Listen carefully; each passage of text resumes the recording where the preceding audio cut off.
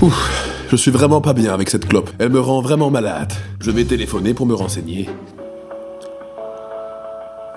Philippe Maurice, oui, Mille, bonjour. Bonjour madame, je voulais vous contacter à propos des dangers du tabac.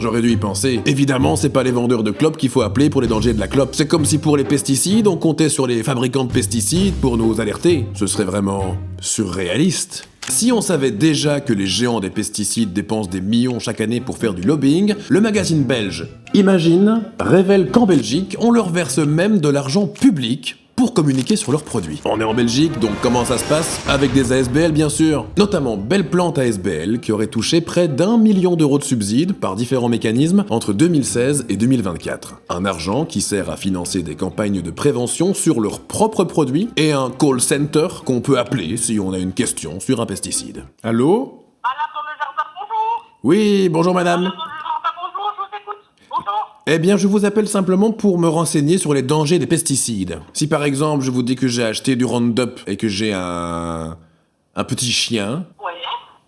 est-ce que c'est une fois dangereux pour mon chien? Eh oui, il faut faire très attention aux animaux domestiques.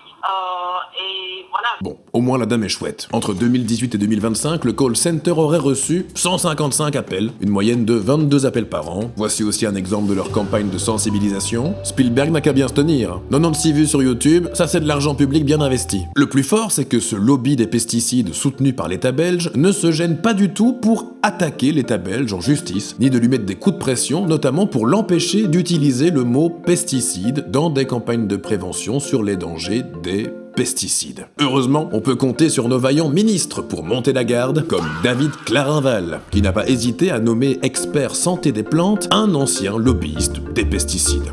Tant qu'à faire. En Wallonie, le dossier est dans les mains de 2 ministres. La première, agronome, a déclaré qu'un pesticide n'est jamais qu'une molécule trouvée dans la nature et qu'on a modifié un peu. Bah oui, et se faire écraser par un camion, ce n'est jamais que se retrouver en dessous d'un camion, qui de par sa vitesse et son poids, nous écrase. L'autre ministre, médecin, dénonce la dangerosité des pesticides et dit devoir composer avec des lobbies qui poussent les agriculteurs à rester dans un système dont ils sont les premières victimes. Toxique Belgique, c'est une enquête très importante à découvrir dans le nouveau numéro d'Imagine demain le monde, que j'adore. Ça c'est vraiment mon tout beau magazine que j'aime. Allez vous le procurer, moi je vous dis à très bientôt. Super cool.